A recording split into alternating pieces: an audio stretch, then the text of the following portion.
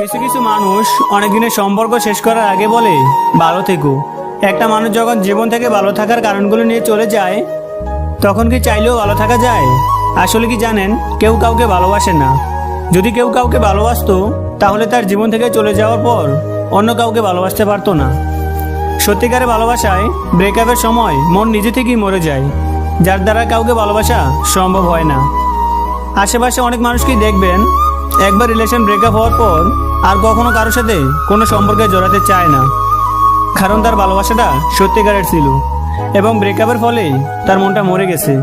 তাই সে আর কারোর সাথে রিলেশনে জড়াতে চায় না। তবে একটা সময় এসে দেখবেন সে সাধারণ জীবনযাপন করতেছে এবং তারও একটা সংসার আছে, কিন্তু সে সংসার ধর্মটা কেন পালন করতেছে জানেন? কারণ দায়িত্ববোধ বলে একটা শব্দ আছে। আসলে কি জানেন, খুব কাছের মানুষগুলোর জীবন থেকে চলে যাওয়ার পর সামরিক কষ্ট হলেও একটা সময় ঠিক মানিয়ে নিতে হয় আমাদেরকে।